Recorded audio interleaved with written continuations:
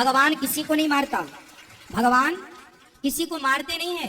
अपना कर्म होता भगवान केवल व्यक्ति अपने कर्मों से जन्म पाता है, अपने कर्मों से मरता है। मरता है। YouTube पर चैनल को सब्सक्राइब कर लीजिएगा। जय श्रीमन नारायण, जय श्री राधे।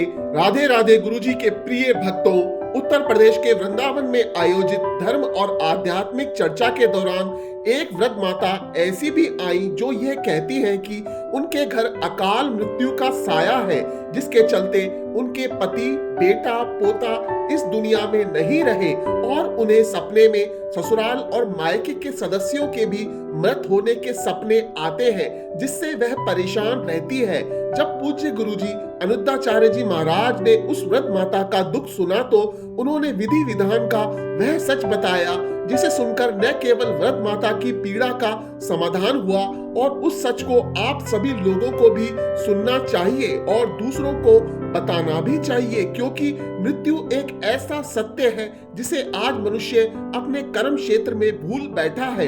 दोस्तों, हम आपको ऐसे ही प्रतिदिन लोगों के अनसुलझे प्रश्नों के जवाब आप तक पहुंचाते हैं और ऐसे ही प्रश्नोत्तरी देखने के लिए हमारे चैनल को सब्सक्राइब जरूर करिएगा और हाँ, वीडियो को लाइक और शेयर करना ना भूलिएगा। राधे राधे। राधे राधे गुरुजी। जी मैया। हम बिहार से आए हैं, मुजफ्फरपुर से। मैं बहुत दुखी हूँ। मेरे घर में किस बात का दुख है? बहुत भारी दुख है। भारी? हम बताते हैं। बोलो मेरी माँ। मेरे 2008 में लड़का 35 साल का था, गुजर गया। ठीक है। अभी और मालिक थे तो वो 72 साल के थे, तो वो तो समझिए समय उनका हो गया था, तो वो गुजर गए। ठीक है। और अभी 2023 में छठ के दिन मेरा पोता 21 साल का था। क्या हो गया उसको? खत्म हो गया। क्या हो गया उसको? वो अचानक इंजीनियरिंग पढ़ने के लिए चेन्नई गया था। चेन्नई में क्या हुआ हमको नहीं पता है। कितने बेटे हैं आपके? 2 है, एक बेटा यहाँ है यहाँ। ये बेटे आपके बड़े हैं? हाँ, नहीं, छोटा है, बड़ा छोटा। चला गया। बड़ा बना के लड़का था वो। तो बड़े वाले के लड़के कितने थे?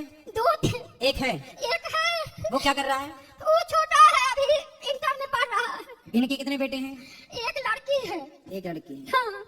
और गुरुजी, हम सपना में अपना मायके से लेके और अपना ससुराल तक जेठानी, जेठ और मायके के जितने आदमी हैं सबको हम मरे हुए आदमी का सपना बहुत देखते हैं। और उसके बाद हम विधवा को खूब देखते हैं। और माने विधवा आदमी 4 आदमी मिल के उजला साड़ी पहन के रो रहा है, कर रहा है, माने अजीब सा हम सपना देखते हैं। ऐसा सपना ये संकेत कर रहा है कि आपके अब बेटा तो ये बचे हैं, ये बचे। तो इनको बोलना कि गया श्राद्ध करें आप अपने पिता, अपने दादा, परदादा का, और हो सके तो भागवत जी का पाठ, पोथी पाठ कराएं ताकि उनकी सदगति हो। गुरुजी, तो माँ जब तक रहता है तब तक गया कैसे जाएगा? नहीं। हाँ। तो आप तो हैं पिता, आप इनके पिता तो नहीं है ना? तो पिता का श्राद्ध तो होगा ना? आपका तो है, आप तो भी हो ना? तो आपका नहीं? माने ई करेगा तो माँ जीवित है तो नहीं ना गया जाएगा? नहीं, जा सकते हैं। हाँ? जा सकते हैं। पिता का तो करेंगे ना? हाँ। वैसे अभी कितने साल हो गए इनके पिता को गए? 8 साल हुआ। 8 साल हो गए। हाँ। हाँ, तो फिर पिता का करें, पिता का करें और दादा का करें। और दोनों बेटा 35 साल का, 21 साल का पोता था, दोनों गया। वो तो जब करेंगे तो वो सबको मिलेगा ना, उसका सबका पुण्य। अकाल मृत्यु हुआ। अकाल मृत्यु मेरे वो घर में होता है। उनके नाम से जब करेंगे तो वो सबके पुण्य से उनको मिलेगा। अच्छा गुरुजी, एक बात हम सपना में दिन में देखे थे कि भूरा रंग का गाय है, खूब सुंदर मस्त गाय है, उसके बछड़ा है संग में।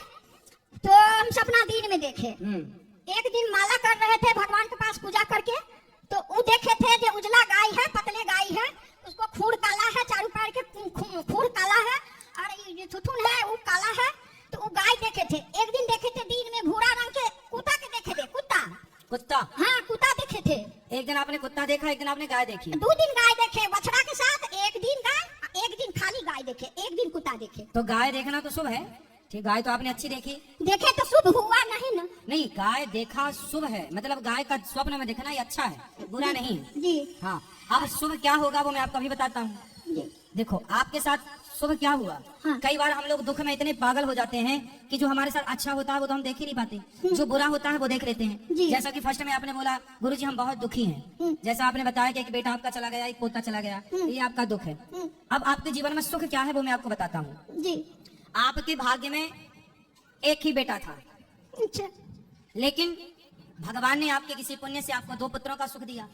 तो वो जो आपके भाग्य से ज्यादा था, जितने दिन के लिए था उतने दिन आपको सुख दिया, उसके बाद वो चला गया। जी अच्छा, जो चला गया आपका बेटा, उसके भाग्य में भी जो पुत्र सुख था वो पुत्र सुख उसे दिया, उसके बाद वो पुत्र भी चला गया। आपके भाग्य में एक ही बेटा था, जी। तो एक बेटा है आपके पास। 2 बेटी है। अब बेटों की हम बात कर रहे हैं, बेटे 2 थे तो अब बेटा 1 है, जी। इसलिए एक बेटा है और 2 बेटियां हैं और पोता है और पोतियां हैं। तो जो है उसमें खुश रहिए और ये मत कहिए हम बहुत दुखी हैं, आप ये कहिए कि हम बहुत सुखी हैं, क्योंकि जो हो चुका है क्या उसे आप वापस ला सकते हैं? नहीं। क्या उसे आपके रोने से बदला जा सकता है? नहीं। इसलिए जो बीत गया वो आपका बेटा चला कहाँ गया?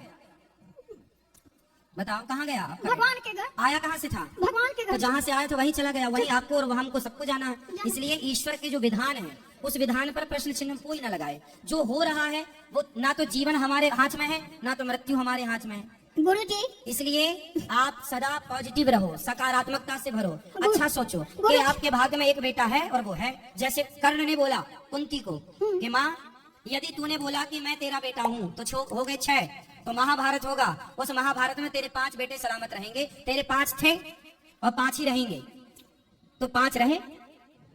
तो उसी तरह आपके भाग्य में उनके भाग्य में 5 थे तो 6वां था, तो 6वां जब था तो भी वो अपना नहीं था और नहीं था तो भी अपना नहीं था। जीते जी कुंती ने कभी गले नहीं लगाया कर्ण को, और मरने के बाद भी नहीं बोल पाई कि ये मेरा बेटा है। मेरा बेटा है। वो हाँ। तो बहुत समय बाद बोला गया मैं कि बेटा धर्मराज जरा उसके नाम का भी पिंड कर दो, तब बात पकड़ में आई। तो बात आप सब जानते हैं, मतलब कुंती के भाग्य में बेटा तो था 6वां, लेकिन 6वां बेटा होने के बाद भी वो कह नहीं सकती कि ये मेरा बेटा।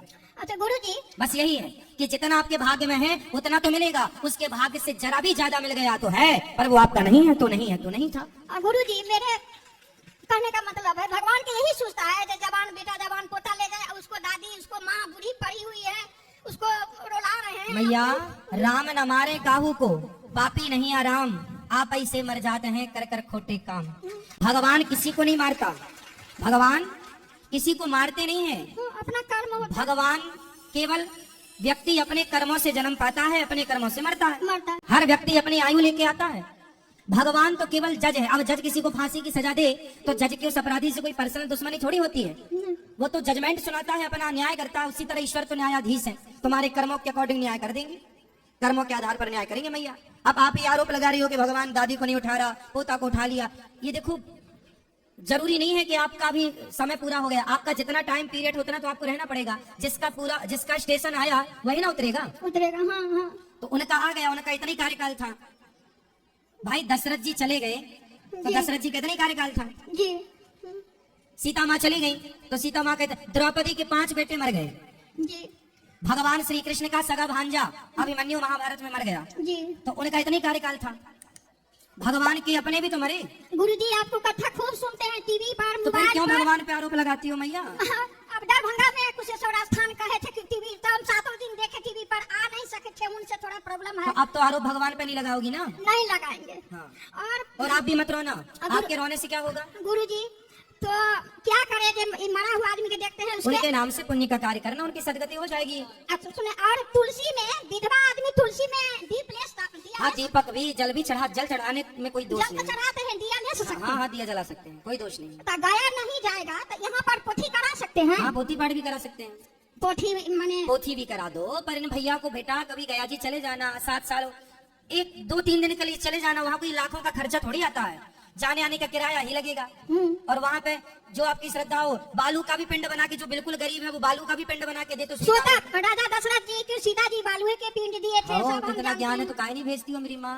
मेरे घर में सब बेटा रामायण लिखता है, बहू रामायण लिखती है, हम कथा सुनते हैं, फिर भी घटना सब होता है तो दुखी हो जाते हैं। माना कि देखो ये घटनाएं दुखी करती हैं, लेकिन ये विधि का विधान है।